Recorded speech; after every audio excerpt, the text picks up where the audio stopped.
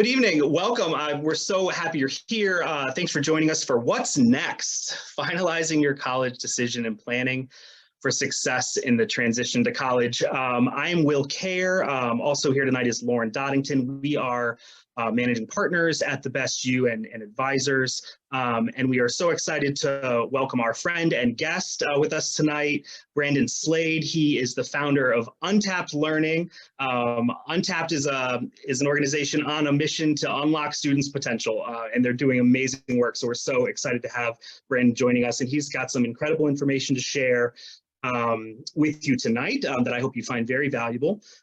We are going to start with just some, some logistical and organizational things that we want to make sure you're paying attention to as you approach this May 1st deadline that I know is on many of your minds.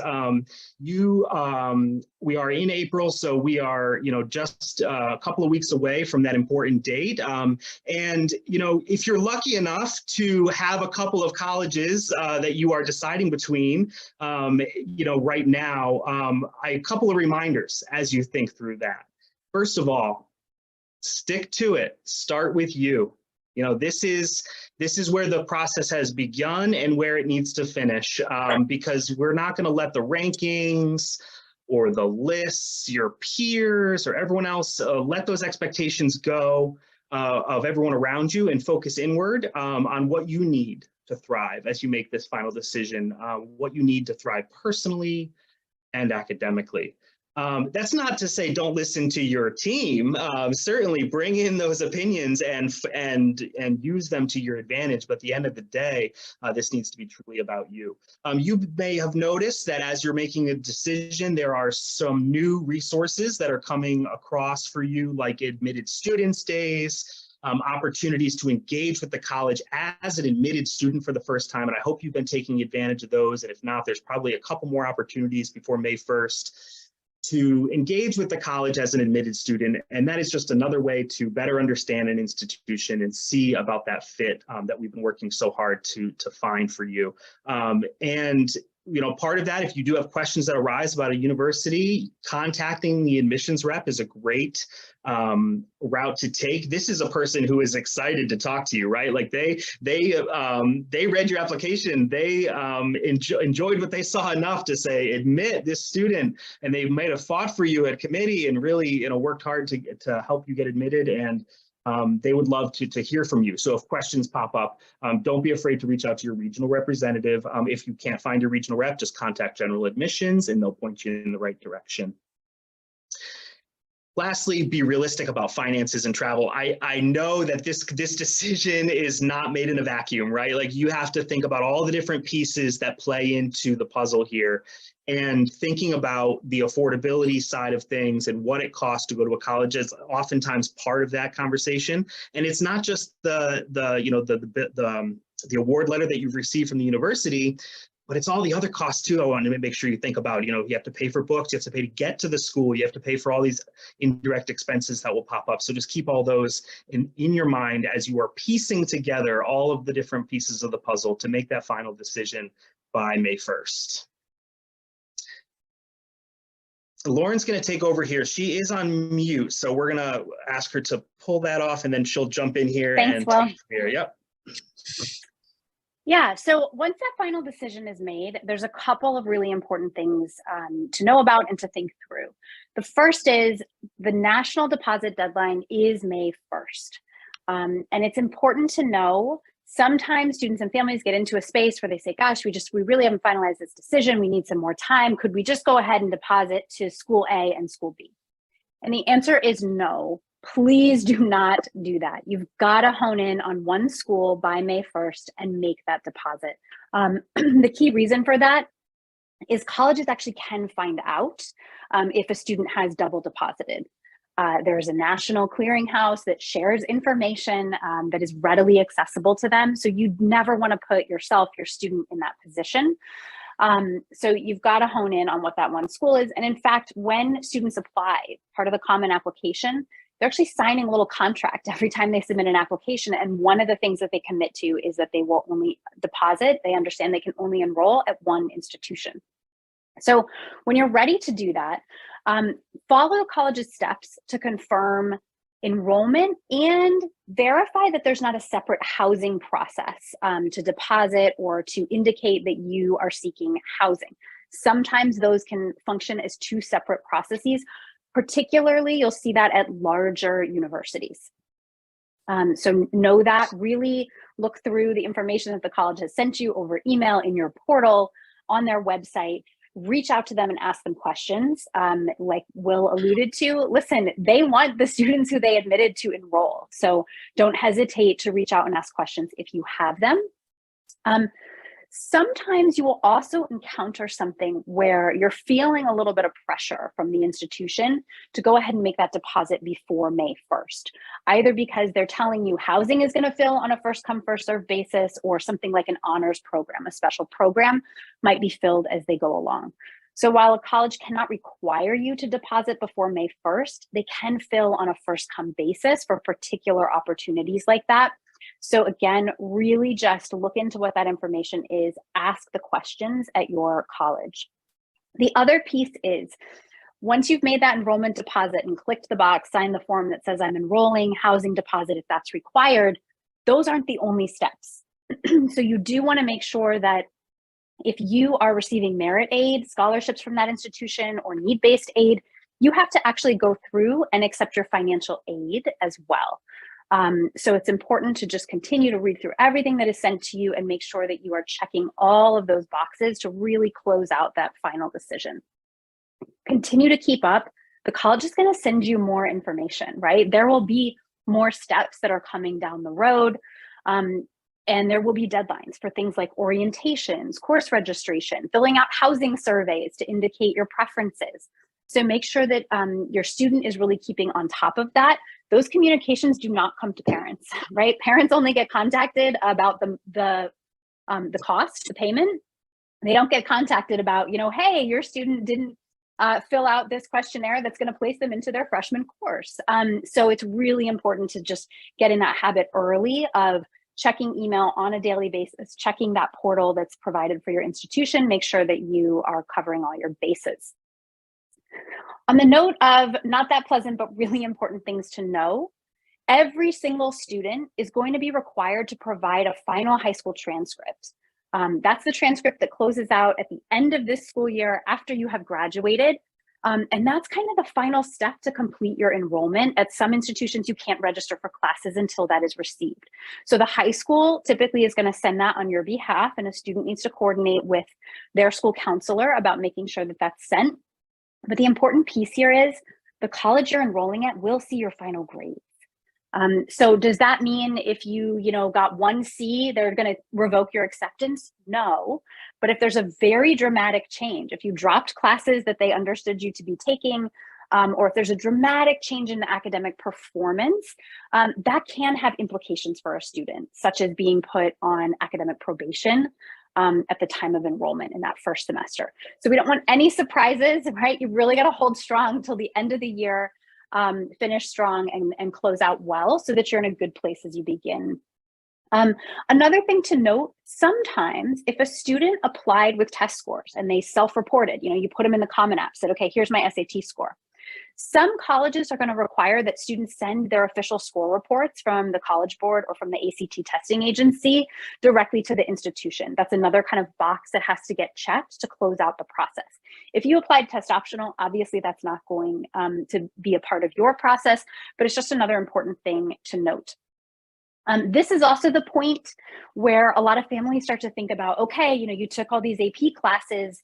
Hey, how are we going to get credits for these? How does this work?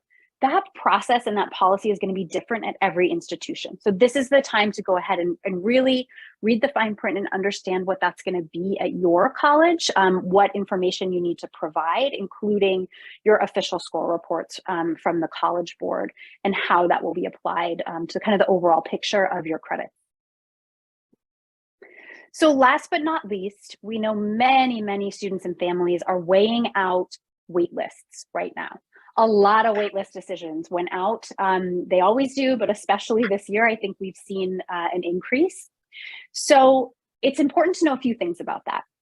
The first is waitlists can be highly unpredictable, right? It's just really, really hard to know. That's literally why a college creates a waitlist, because they're waiting to see how things are going to shake out.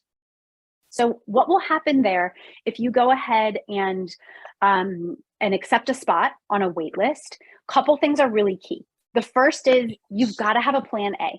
If you are holding out for a wait list, you need to identify the college that's going to be your plan A that you are going to deposit to and complete all those enrollment steps. And we want you to get invested and excited in that school, right? Because we don't know what might happen with the wait list. You want to really make sure that you're moving forward in a positive direction, envisioning yourself at that plan A school. Complete all the steps that are asked or offered to hold your spot on the wait list. And these are going to vary by institution. So yes, there'll be kind of a form, usually online, to indicate that you want to retain your spot. Some colleges will accept updates, or they will accept a letter of continued interest, an email or something that a student submits through the portal that communicates what's been happening since the time their application was reviewed, and supports their candidacy on the wait list. Not all colleges will accept that, but if they do, go ahead and take advantage of those opportunities. You can also check the stats on last year's waitlist numbers. So College Transitions provides their Dataverse. You can literally just Google College Transitions waitlist statistics. This is the link right here. And that will show you any colleges that publicly report that data about how many people they put on the waitlist and how many people they took off. You can see that. That's not a guarantee that that's what will happen this year, but it is a good indicator of what that has historically looked like if you're trying to understand how realistic it might be to be offered a place off of the waitlist. The last piece to know is if you are offered a spot off the wait list, it's going to happen after May 1st, right? So they need to see kind of where they landed at that enrollment deadline, and then determine if they have additional spots to fill. So it could come right away, May 2nd, or it could come later down the road in June or even into July.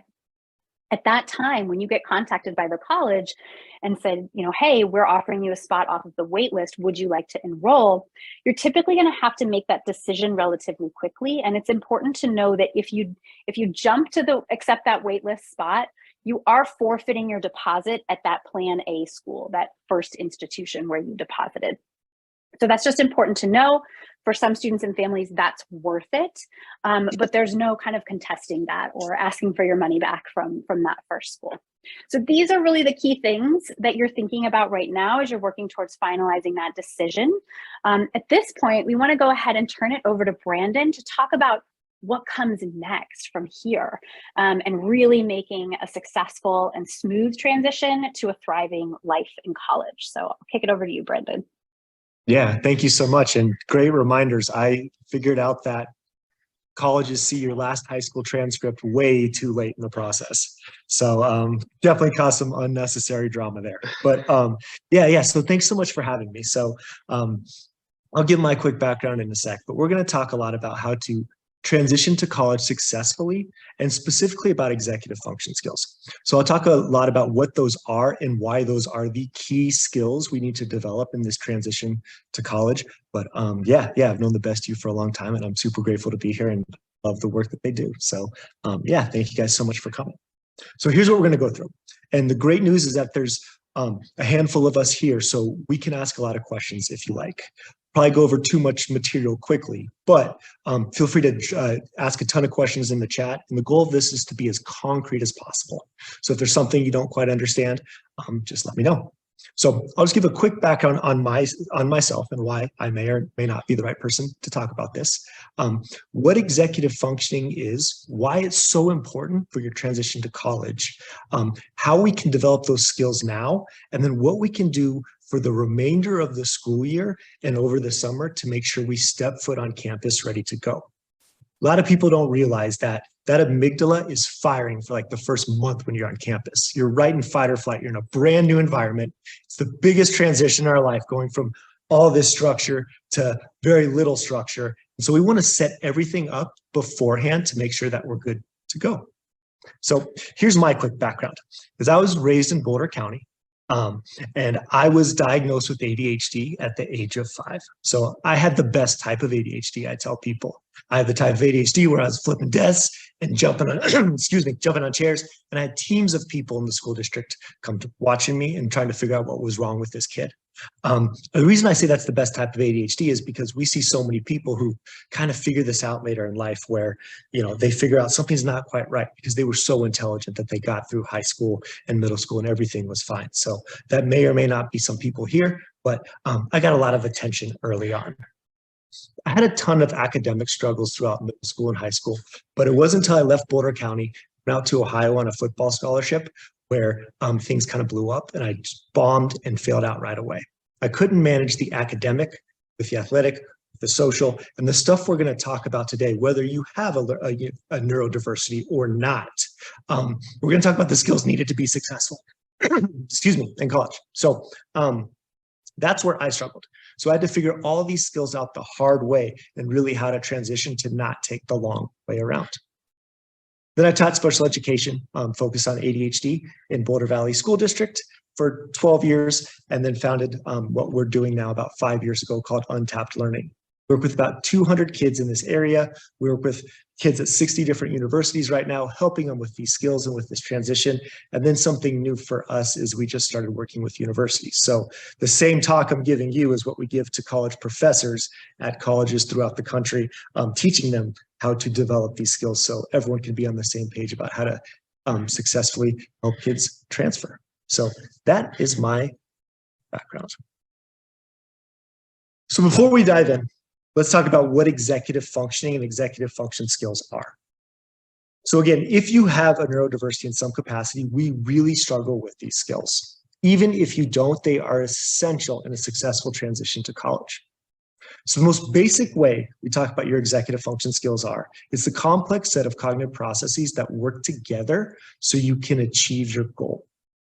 Your goal may be something big, like in high school, making the varsity soccer team or being star of the musical, or in college, being, getting your degree in electrical engineering.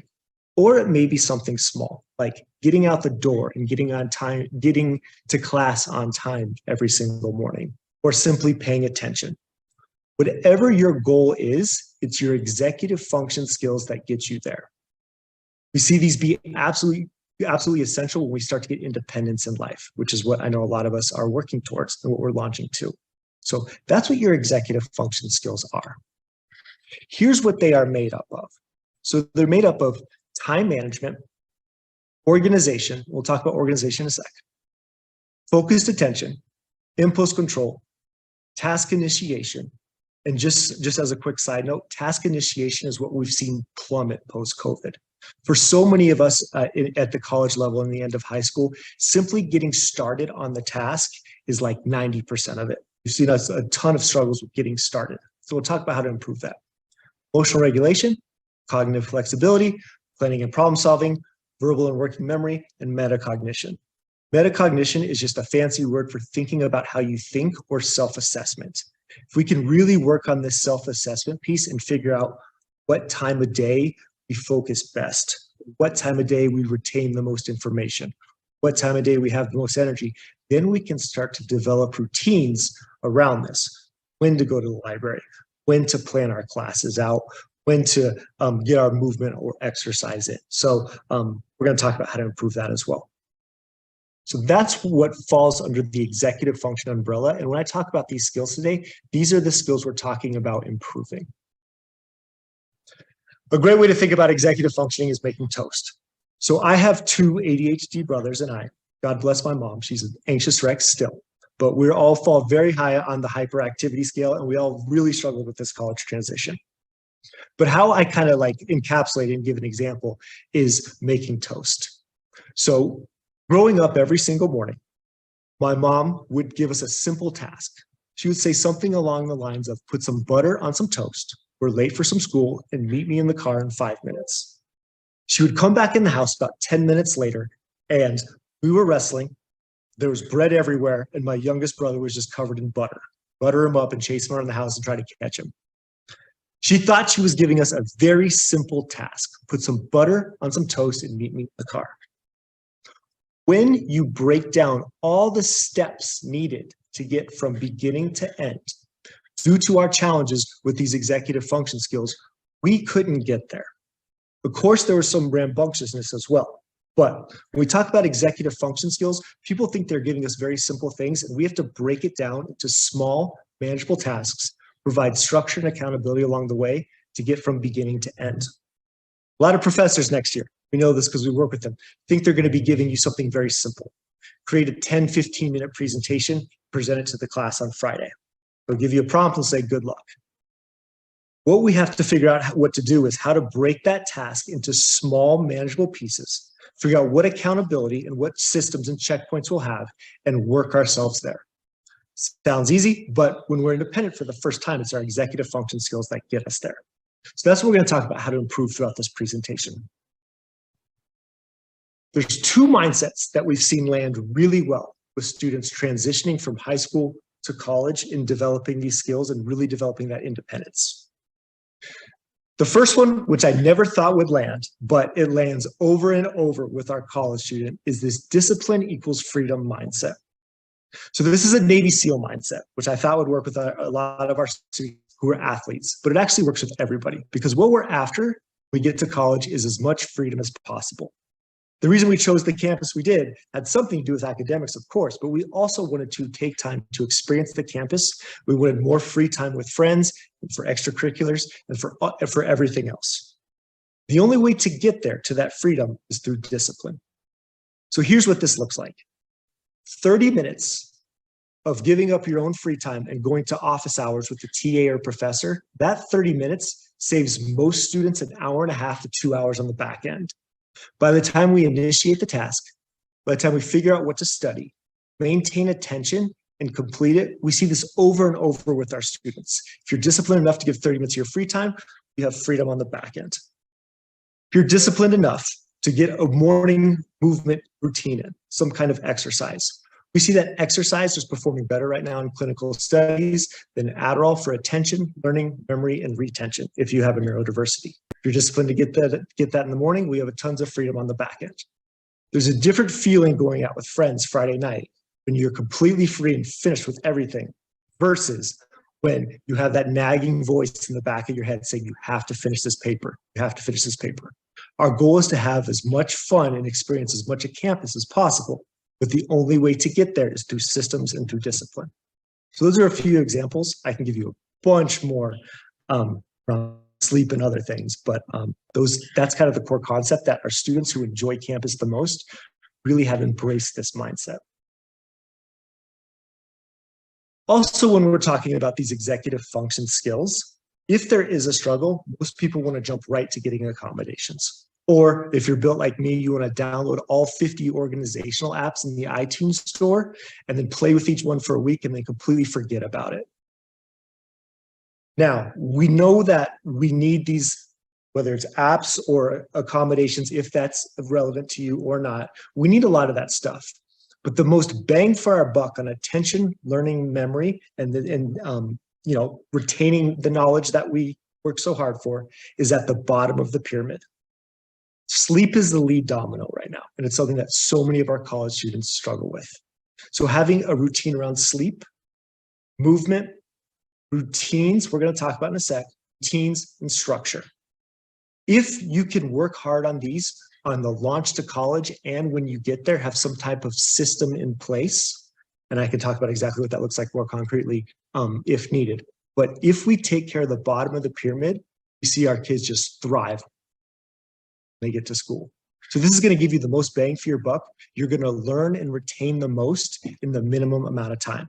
Sleep, movement, diet, exercise, and structure are the big ones right there that we really want to focus on, especially freshmen. There's tons of research behind this, and I'm happy to dive into that as much as possible if needed. So those are the two mindsets we really want to focus on to build these executive function skills, whether it's attention, memory, organization, really want to focus on those, the bottom of that pyramid. So here's how we can do this before we get off to college. There's two concrete things that I'd love for everyone to really work on for the remainder of the school year. Being on, that'll give us the most bang for our buck. So the first one is routines. If there is a consistent challenge in your life, a consistent fire, we want to build a routine around that right now and then take that to college with us. So the brain is electric. Electricity flows down the path of least resistance. Once we work hard on something to build it into a routine, well, then it goes on autopilot. So an example of this is if we have a designated workspace on campus. So once we get to school, we know our students that work at the same time, at the same location. We see attention improve, learning, memory skyrocket, and then stress and anxiety decreases, not like constantly putting it off towards the next thing. So an example of that would be, I go to the campus coffee shop at noon to 1 every single day, and that's my productivity time. Or I go to the library based on if you like buzz in the background or if you like quiet. I go to the library from 6 to 7 every single night. Our students that do that, they're never that out of control. They always feel like they know what to do and they're working downhill. Having a productivity routine is kind of the basis for everything here. If you see a consistent challenge, whether it's through cleaning your room or getting meal prepping or doing laundry, we want to build a routine around that right now. Set reminders in our phone or in our planner or wherever that looks. I know kids that we work with, every single Sunday at noon, we have a laundry routine. So they go to the laundromat next to campus or in their dorms or however that looks, and that's when we do our laundry every single week. It's something you have to work for the first week or two, and then after that, it just becomes habit. You just fall right in. Research shows us that routines significantly reduce stress and anxiety. Being a freshman is one of the most stressful times that you will have in your life. Also one of the best, most fun times, but there's a lot of stress that comes with it. The way to really decrease that stress is to have routines. Working and developing those routines now is a great place to start so they go on autopilot. Like I spoke about before, increases focus and attention in a huge way, research shows us. If you're disciplined, again, to go to that library from 6 to 7 every single night and use it for productivity and productivity only, and you're disciplined enough not to check your phone during that time, well, you'll have twice as much free time on the back end. So this is always what we're after. Everything we're talking about will be through the lens of transition to college and doing well in school, but it's not about school. This is about building confidence and discipline long-term to know that you do hard things, you feel out of control, build a routine around it.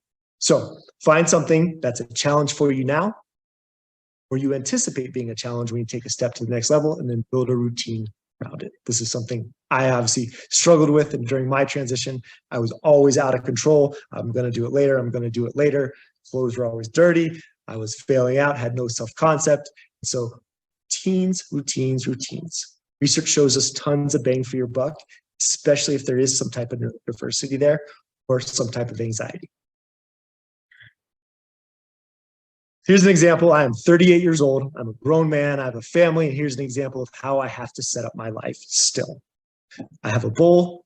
When I walk in the door, I call it my landing pad. While he's phone land there. In the morning, it's my launching pad. Scoop it up and go. I can tell you, working with, I think we're darn close to 1,000 college kids now, which is weird for me to say. One of the biggest things that causes a ton of anxiety is losing your key card. We see it over and over and over, the basic stuff. Having a place to put that every single day is essential. Going back to routines for a second. When we talk about being routine-based, a lot of people think it's going to make your life boring because you have all these routines. Well, the opposite happens. If you're not an anxious wreck running around trying to find your key card and your key nonstop, well, a lot of mental space and freedom and enjoyment stuff. So this is an example of what I had to have in college. Walkie's phone and my landing pad, clothes laid out next to the door, backpack is packed. If I got to my 8 a.m. class late, it's because I messed up the night before. So that's an example of a routine that I had that helped make me successful in college. Did not make my life boring at all. Actually, opposite. So think about what that routine is now that you can use and that you can fall into something that's a consistent struggle. Another important thing on routines is that we want to do one at a time. When I used to not give that caveat, parents would see this, bring it home, Kids would tell me that I ruined their life because they had all these routines now. We don't want to throw all these routines at once. One at a time, develop that routine, get it on autopilot, and then move on to the next. Fix one thing at a time. So here's an example of an academic routine we see over and over for students that are really successful when they develop that independence. Like I said, when possible, same time, same location. The brain really turns on if you've taken Psych 101, Pavlov's dog, right? If you've used a location for productivity and productivity only, no matter how poor your attention is, like mine, the brain associates it with being very productive and you get a lot done there. The opposite is also true. I know I fight with college kids nearly every day because they want to do their homework in their bed. They complain that they can't focus, and then they also complain that they can't sleep. So productivity place for productivity and productivity. I start my routines, and we recommend we start our routines with mini routines built in. So the first 5 minutes of our academic routine is organization.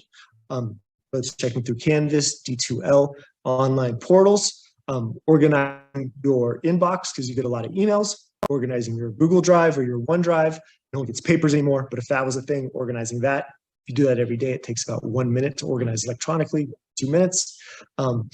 Then checking teacher websites, and then checking grades. Not to get obsessed with grades, but to make sure that if something goes wrong, something will, that we can fix it when there's one missing before there's 10 missings, because it's a slippery slope for some of us, including myself.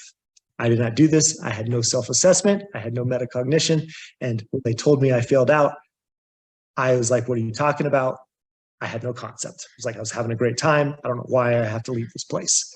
Want to make sure we know exactly where our things are. We want to make sure what's expected of us. We want to make sure we know where we stand. Those three things, and you will thrive academically. So that's routines. Routines, huge bang for your buck on improving these executive function skills and transitioning. The second one is planning.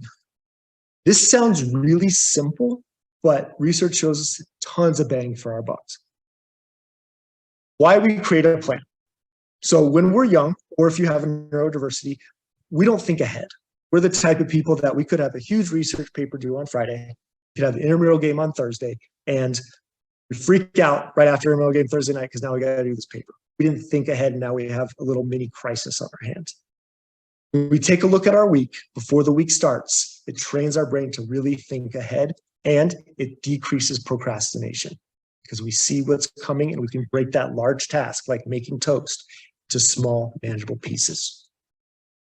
Also, tons of studies show planning significantly reduces stress and anxiety. So in a concrete way, here's how this looks right now for the remainder of your time in high school. A lot of families I've seen do it really well. It's at the kitchen table, 6 p.m. on a Sunday night. We are looking ahead of our week and planning as best we can. That could be in a planner, could be on a Google Calendar, which is what I use. It could be on any, it doesn't matter what the system is. The best systems are the systems that we update every single day. So that's why we plan. Huge bang for our buck. A couple of reminders when you're planning. Teacher websites and grade portals, obviously they get updated frequently, so you do the best you can at the beginning of the week, and also start to put in a time estimate now. I know something that we see a lot is we want to develop an understanding of how long things take. Sometimes I misgauge that, and a lot of us, when we're as independents, we misgauge how long things take. So if we start estimating it now, we can see if we are correct. And if not, we can start to hone that in so we know exactly how long things will take us. Take notes of big tests and quizzes, break them into small manageable pieces, and then also schedule in office hours. Now that you are going to be independent, we also have to schedule in doctor's appointments, chores, extracurriculars, laundries, things like that for the week. So it goes academics and then personal stuff as well. Just a quick note, if you do have an attention challenge or anxiety is something that you have struggled with, I know my attention is a depleting resource. So what I have to do is I have to front load my week, meaning most teachers put quizzes, tests, big papers, presentations due on Friday. What we want to do is we want to front load that and do the heavy lifting on Monday or Tuesday. For me, I get worn down as the week goes on, especially when you're new to independence. There's a lot of new things coming at you. If we can front load it, it also gives us some bumper room in case things go wrong, but our attention is strongest at the beginning of the week for a lot of us. And then while you're still in high school, we want to build in accountability checkpoints. So we see this all the time where people create this beautiful plan, but we don't follow up, we don't check it. So what are those reminders to check it? And what are those positives that happen while you're still living at home? How do we build in positives when you get through Monday or Tuesday, that dopamine hit? And what's the accountability if you don't get through that plan or that day or however you set it up? So it's 2 pats on the back, 1 kick in the tail. Build up positives here so we keep coming back and planning, but also we want to have that accountability. And what does that look like if we don't get things done? Could look like you didn't finish your Tuesday math homework. You have to go to Wednesday office hours. I want to start to build this up. Research shows us huge bang for your buck for planning. I won't spend too much time on this, but you can see how this is a kid who was an AP type student around me in Boulder, Colorado, at a very, AP student, varsity basketball player. We're starting to build this stuff in. It looks overwhelming, but we're only looking at 1 day at a time. Broke it down electronically where they can only see 1 day at a time. This does 2 things. Prevents procrastination, that we're finding is an emotional state. Prevents procrastination. And then also when we're done with our plan, the message is turn off, go have fun with your friends. Turn off, go do something that you love, right? So that's how we planned out the student, but front load it as much as possible. I went through a lot right there. What executive functioning is, mindsets for independence, and then the 2 biggest things that we can do right now. What questions do you guys have?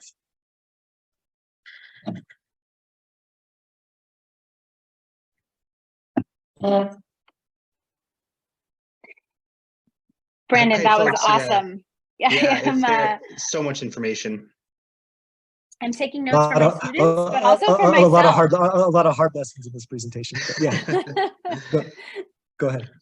Yeah, folks, if you have a question, certainly feel free to either drop it in the chat or come off mute and ask. Brandon, I have a question myself, and I don't know if you want to try to take a shot at this one, but we have parents here and students tonight, kind of a mix of folks, and I think the parents might be wondering, I see my student struggling with routines or struggling with planning now, even in high school. What do you view the parent role in that equation, and how can a parent, what is the best way to engage with their student around those things so that they can maybe start to develop the habits before college does begin?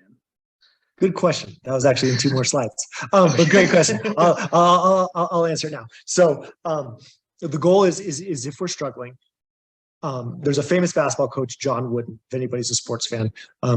Many people regard him as the best basketball coach or the best coach of all time, and like 12 national championships at UCLA in the 70s and 80s. He had the best athletes in the country at the time. And the first day he taught people how to put on their shoes and socks and tie them in a way that they wouldn't get blisters. He went really slow and then went really fast. That's kind of the mindset we want here. 80% of the time, we estimate 80% of the time when something is done wrong, it's due to incompetence, not knowing what to do. Then 20%, it's just disobedience. We don't want to do it. But for parents, that 80% we can work on. So if we don't know how to plan, which by the way, they don't teach us in school, it may sound ridiculous. Want to help our kids, we want to help them develop that plan for the first time or two, give them structure, and then completely back off. Same thing with routines. So structure, understand it's just for the short term, and then once they have it, back off completely. 2 pats on the back, 1 kick in the tail to reinforce that routine or reinforce that planning, lots of love and lots of accountability. And for students here, we have to be humble enough to know that it's really hard to do this with our parents right now, 17, 18. And just to know that we're doing this to really increase independence in the long run. Trying to open up twice as much freedom for you. I still get defensive. I'm 38. My mom was like, hey, eat vegetables the other day. And I was like, no. It's still a part of me. I hate it, but it is what it is.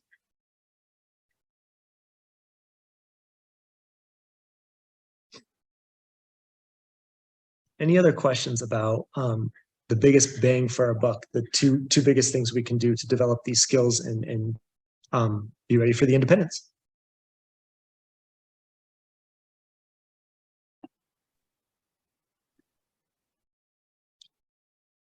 Hi, Deborah. Hi, so I have a question. So parent and child are both here. So as our kids go off to college, do you have strategies for how we can respectfully check in with them to see how the skill set is being developed without being overbearing? What a great question. Thank you. Thank you. Yeah. I mean, if you take the time to develop the skills now, and they understand, again, coming back to that incompetence versus disobedience thing, they really understand what to do, whether it's a routine or planning. I think just a simple check-in, like, hey, don't forget that it's Sunday. Make sure, or did you do your planning? Don't forget to do your planning. And then just leave it, because if they know what to do and they know how to do it, well, then they just have to do it. Lots of love, and that's that. But yeah, just making sure they have the skills up front, I think, is very important. And then just giving them a few reminders along the way. But great question.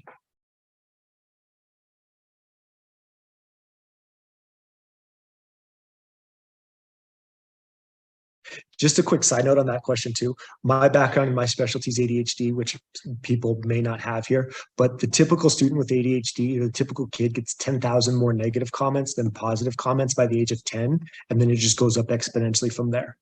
That's a huge reason why we get so defensive. So giving the skills and then really taking the time to positive reinforce that works really well for most teenagers, ADHD or not. But that's just kind of my specialty, my wheelhouse.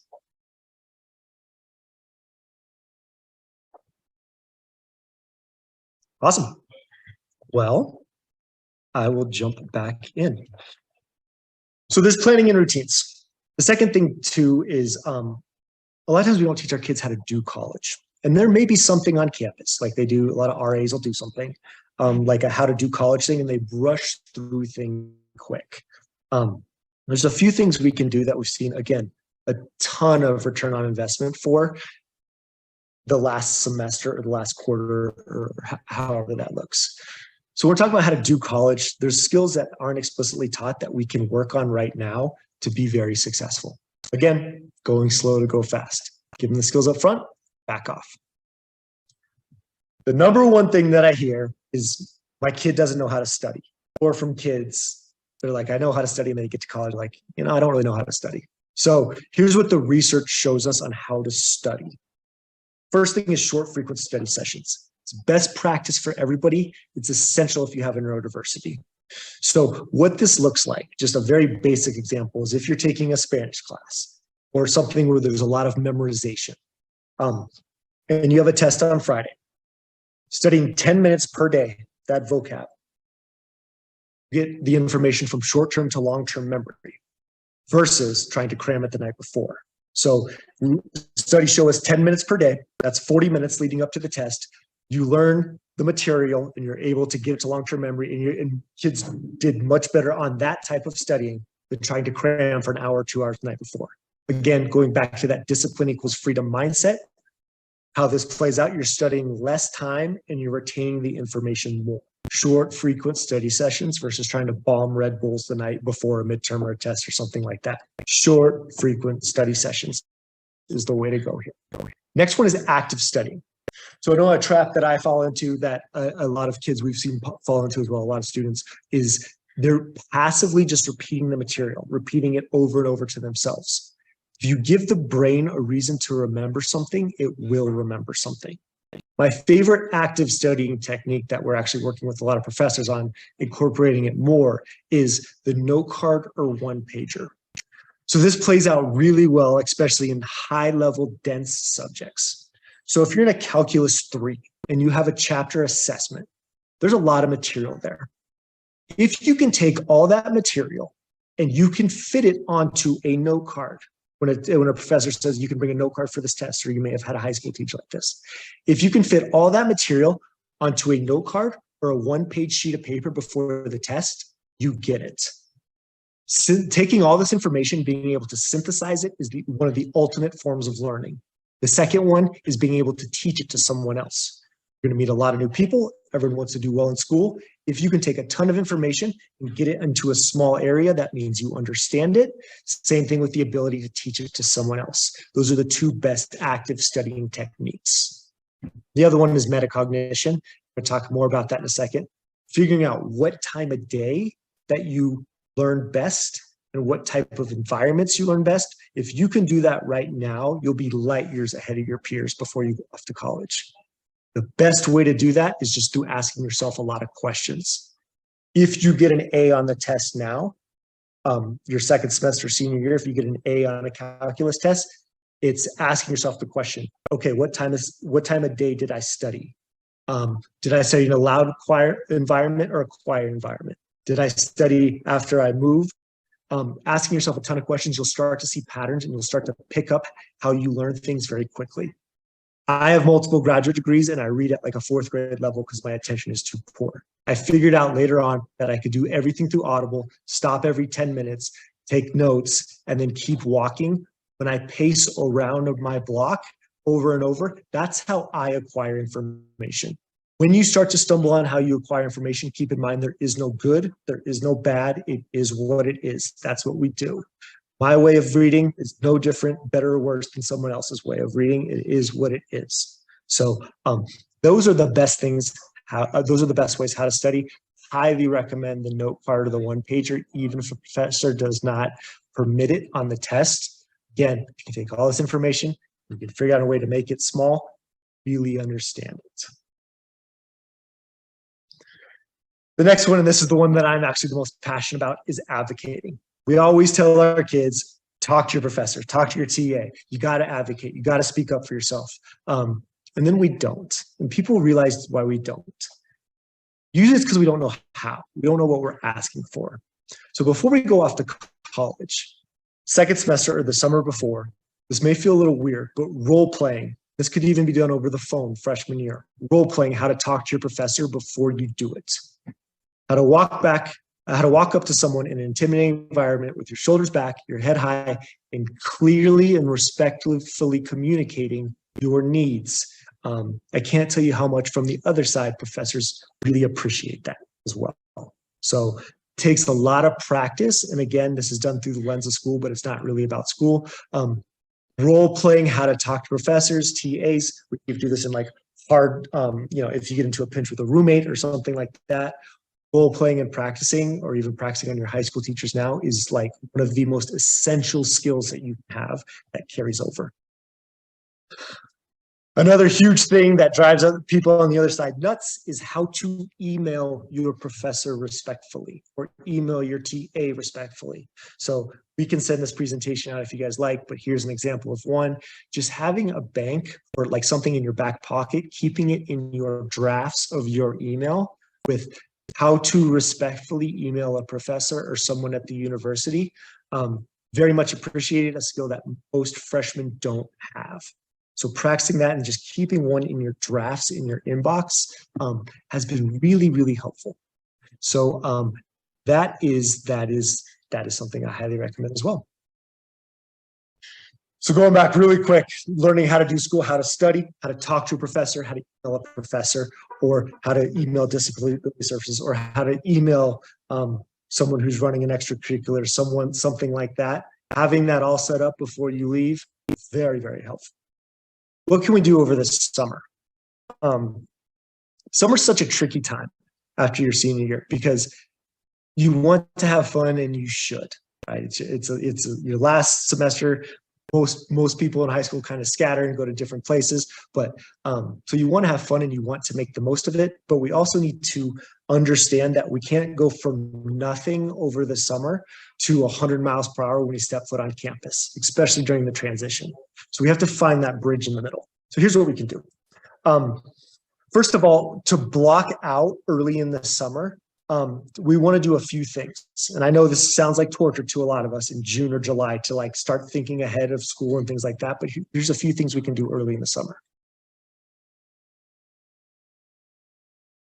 Looking at college resources, when you're touring schools and looking at their pamphlets and their websites, these college resource pages look phenomenal. When you are a student on campus, they can be unbelievably overwhelming. I was just looking at Arizona State the other day. We needed help on an econ paper. We looked at the resources online, and it was like 4 pages long of places to get academic help at Arizona State. We were paralyzed. We had no idea what to do. So looking ahead and bookmarking this page somewhere on your laptop or your Chromebook or wherever you're taking off to school, bookmarking, if I struggle with a paper, where do I go? If I struggle, if I need some mental health help, where do I go? If I need help on a presentation, where do I go? Having that planned out before you step foot on campus, I cannot tell you how helpful that is and how much that decreases anxiety. Knowing exactly where you're going to go, because if you're trying to look it up for the first time, it's a little overwhelming, as in it's a lot overwhelming, especially if you're overwhelmed already with something academic or something else. Having your kid or your student, or if your student's here, actually planning what you need to go off to school with, or what you need to pick up when you get there. Making that first list is going to be a little ugly, and there's going to be a lot of things that we miss, but then we know exactly what to pick up. If we need to be fitted for a nice jacket, if whatever we need, we have this summer to do that. So we're not scrambling around at the end of the summer and showing up to campus anxious. So taking time at the beginning of the summer to plan out what you're going to take, what you need to pick up before school starts. This is one that I'm so passionate about. Emailing before you get to campus, emailing if you don't already have an extracurricular plan, if you're not an athlete or into music or theater or something like that, having 5 to 7 clubs and activities that you've already emailed before you go off to school is really important. We know that having a crew on campus, having some type of connection to campus is one of the biggest indicators of student success and retention. Having a club or 5 that you walk on, that you try out right away, knowing that 3 of them may not work out and being okay with that before we get there, having that all planned out before you show up in some capacity, or even just taking the time to research it, it's really, really helpful. They may not answer their emails over the summer. That's fine. We know that we're going to try out these 2 or 3 clubs. Planning that out before we go is a great way to do things. And then some professors, some crazy professors, actually have some course content and books and things like that posted. Not super common, but if it is common, having that in your Amazon shopping cart. And so getting ready to do where you can just click the buy now button and then everything comes to you. Getting as much set up as we can is very helpful. We spoke about routines. And I know I'm kind of rushing through this a little bit, but our time is short. We want to have fun over the summer and have obviously much less structure than we did during the school year, but we can't go from nothing to expecting to be really functional in college on day 1. So we want to have some type of routines around, if you work, obviously there's the job, something academic, whether that's a reading time every day, whether that's figuring out how you're going to build out your calendar or whatever, something academic towards the middle of July on, so your brain is ready to go and you're not expecting to ramp up completely overnight. So something academic, some type of routine, same time, same location would be best practice if that is possible. Getting really good at your basics, exercise, sleep, getting ready to step foot on campus because it could be overwhelming right away. So starting to build in those routines before we leave. Having reminders in our phone or wherever else for things like laundry, whatever else you need to do every single week. For some of us, it's therapy, or it's medication daily, or something. Building in those reminders before we go, and then just the one that students are the biggest on, as they should be, is that social piece. So if we get everything done, what is that social routine? What does that look like over summer? So we are ready to go. I always give this last one. This is less of a transition thing and more of like a life thing, because I'm so passionate about this one as well, especially for very high achieving kids. There's a lot coming out in neuropsych right now that mirrors exercise science. So most people know that if you go to the weight room and lift very heavy, or you go run a half marathon, you have to let your muscles rest in order to achieve maximum growth. We're finding the same thing with the brain. Best way to do it is to bust your tail studying on a scale of 0 to 10, 0 being doing nothing, sleeping essentially, and 10 being like focusing as hard as you can. We want to stress, meaning not like anxiety, but we want to work it as hard as we can in our study sessions. So focus as hard as we can, and then completely back off and rest.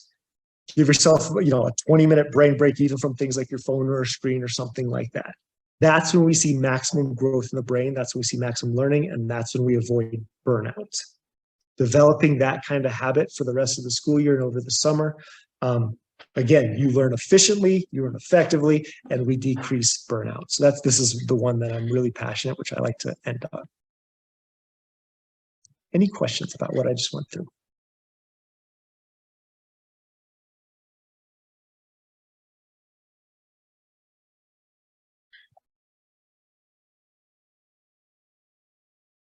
Easy, only a few more minutes. If you feel like you need any help with this, most people are good to go, but if you feel like you need any help, we help with this stuff over the end of the summer. I'm sure they'll link this. Lululemon sponsors it. We're sponsored by them. So first 50 people that sign up get a free yoga mat to go to college to remind them how important wellness is, but helping set up these routines, role playing with your professors. We work with students on this if you feel like you just kind of need that extra little bump. Yeah. Brandon, will you actually just talk a little bit more about the boot camp? Because we think this is such an exciting opportunity to get like a pretty concise kind of crash course, right? To really feel ready, reduce that anxiety, and increase that sense of preparation. So will you just talk a little bit about kind of what that's all about?